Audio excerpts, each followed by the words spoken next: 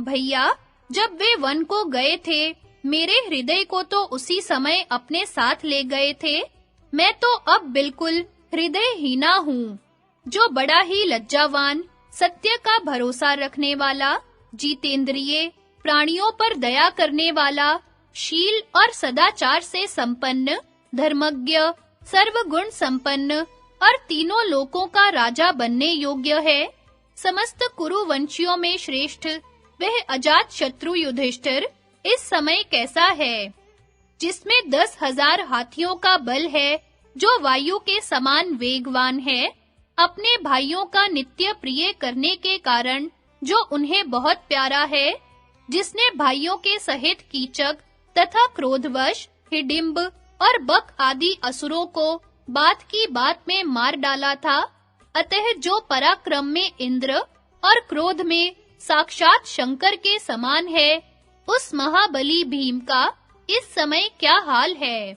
जो तेज में सूर्य, मन के संयम में महर्षि, क्षमा में पृथ्वी और पराक्रम में इंद्र के समान है, तथा समस्त प्राणियों को जीतने वाला और स्वयं किसी के काबू में आने वाला नहीं है, वह तुम्हारा भाई और सखा अर्जुन इस समय कैसे हैं? सहदेव भी बड़ा ही दयालु, लज्जालु, अस्त्र शस्त्रों का ज्ञाता, मृदुल स्वभाव, धर्मज्ञ और मुझे अत्यंत प्रिय है। वह धर्म और अर्थ में कुशल तथा अपने भाइयों की सेवा करने में तत्पर रहता है। उसके शुभ आचरण की सब भाई बड़ी प्रशंसा किया करते हैं। इस समय उसकी क्या दशा है? नकुल भी बड़ा सुकुमार, शूरवीर और दर्शनीय युवा है। अपने भाइयों का तो वह बाह्य प्राण ही है। वह अनेक प्रकार के युद्ध करने में कुशल है तथा बड़ा ही धनुर्धर और पराक्रमी है। कृष्ण, इस समय वह कुशल से है ना? पुत्र वधू द्रौपदी तो सभी गुणों से संपन्न, परम रूपवती और अच्छे कुल की बेटी है। मुझे वह अपने सब पुत्रों से भी अधिक प्रिय है। वह सत्यवादिनी अपने प्यारे पुत्रों को भी छोड़कर वनवासी पतियों की सेवा कर रही है। इस समय उसका क्या हाल है? कृष्ण, मेरी दृष्टि में कौरव और पांडवों में कभी कोई भेदभाव नहीं रहा। उसी सत्य के प्रभाव से अब मैं शत्रुओं का नाश होने पर पांडवों के सहित तुमको राज्य सुख भोगते देखूंगी। परंतु जिस समय अर्जुन का जन्म होने पर मैं सौरी में थी, उस रात्रि में मुझे जो आकाशवाणी हुई थी कि तेरा यह पुत्र सारी पृथ्वी को जीतेगा, इसका यश स्वर्ग तक फैल जाएगा, यह महायुद्ध में कौरवों को मारकर उनका राज्य प्राप्त करेगा और फिर अपने भाइयों के सहित 3 अश्वमेध यज्ञ करेगा, उसे मैं दोष नहीं देती। मैं तो सबसे महान नारायण स्वरूप धर्म को ही नमस्कार करती हूँ। वही संपूर्ण जगत का विधाता है और वही संपूर्ण प्रजा को धारण करने वाला है। यदि धर्म सच्चा है तो तुम भी वह सब काम पूरा कर लोगे जो उस समय देववाणी ने कहा था। माधव, तुम धर्म प्राण युधिष्ठिर से कहना कि तुम्हारे धर्म की बड़ी हानि हो रही है। बेटा, तुम उसे इस प्रकार व्यर्थ बर्बाद मत होने दो। कृष्ण, जो स्त्री दूसरों की आश्रिता होकर जीवन निर्वाह करे, उसे तो धिक्कार ही है। दीनता से प्राप्त हुई जीविका की अपेक्षा तो मर जाना ही अच्छा है। तुम अर्जुन और नित्य उद्योगशील भीमसेन से कहना कि क्षत्राणियां जिस काम के लिए पुत्र उत्पन्न करती हैं, उसे करने का समय आ गया है। ऐसा अवसर आने पर भी यदि तुम युद्ध नहीं करोगे, तो इसे व्यर्थ ही खो दोगे। तुम सब लोकों में सम्मानित हो, ऐसे होकर भी यदि तुमने कोई निंदनीय कर्म कर डाला, तो मैं फिर कभी तुम्हारा मुंह नहीं देखूंगी। अरे, समय आ पड़े तो अपने प्राणों का भी लोभ मत करना। माद्री के पुत्र नकुल सहदेव सर्वदा क्षात्र धर्म पर डटे रहने वाले हैं। उनसे कहना कि प्राणों की बाजी लगाकर भी अपने पराक्रम से प्राप्त हुए भोगों की ही इच्छा करना, क्योंकि जो मनुष्य क्षात्र धर्म के अनुसार अपना जीवन व्यतीत करता है, उसके मन को पराक्रम से प्राप्त किए हुए भोग ही सुख पहुंचा सकते हैं। शत्रुओं ने राज्य छीन लिया, यह कोई दुख की बात नहीं है। जुए में हारना भी दुख का कारण नहीं है।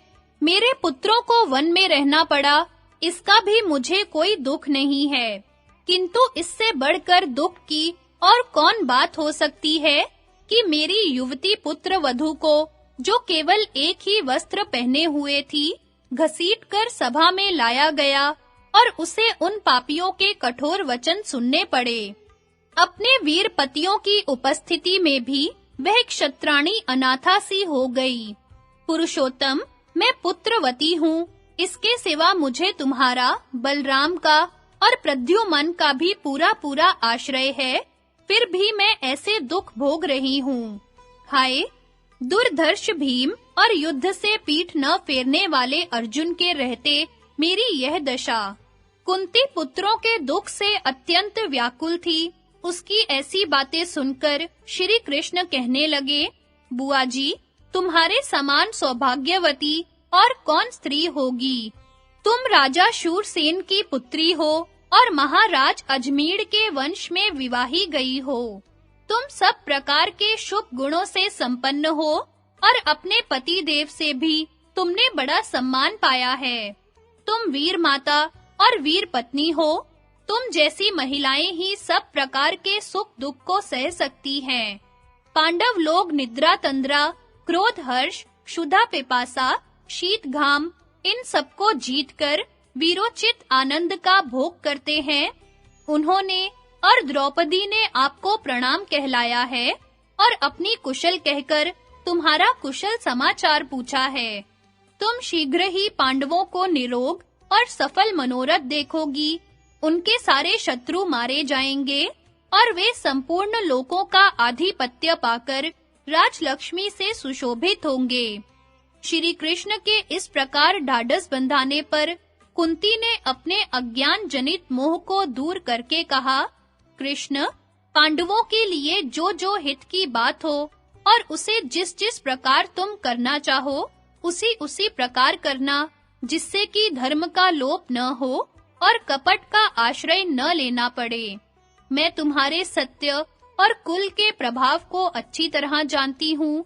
अपने मित्रों का काम करने में तुम जिस बुद्धि और पराक्रम से काम लेते हो, वे भी मुझसे छिपे नहीं हैं। हमारे कुल में तुम मूर्तिमान, धर्म, सत्य और तप ही हो।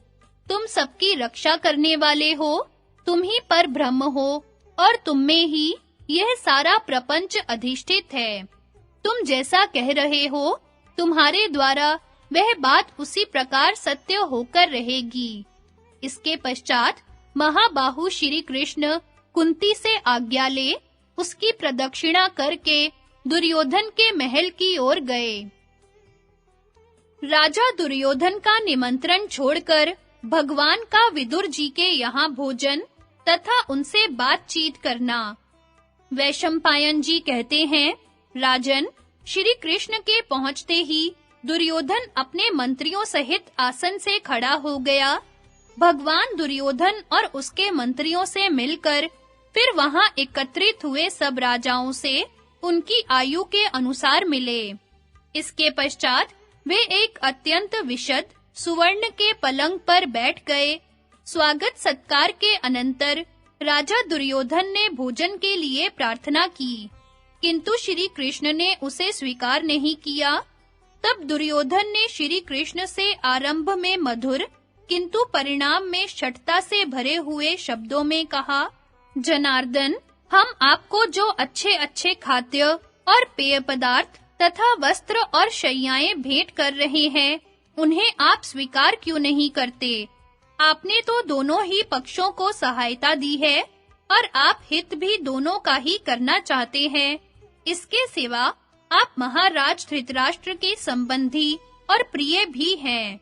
धर्म और अर्थ का रहस्य भी आप अच्छी तरह जानते हैं। अतः इसका क्या कारण है, यह मैं सुनना चाहता हूँ। दुर्योधन के इस प्रकार पूछने पर महामना मधुसूदन ने अपनी विशाल भुजा उठाकर मेघ के समान गंभीर वाणी से कहा, राजन, ऐसा नियम है कि दूत अपना उद्देश्य पूर्ण होने पर ही भोजन आदि ग्रहण करते हैं। अतः जब मेरा काम पूरा हो जाए, तब तुम भी मेरा और मेरे मंत्रियों का सत्कार करना। मैं काम, क्रोध, द्वेष, स्वार्थ, कपट अथवा लोभ में पड़कर धर्म को किसी प्रकार नहीं छोड़ सकता। भोजन या तो प्रेमवश किया जाता है या आपत्ति में पड़कर किया जाता है।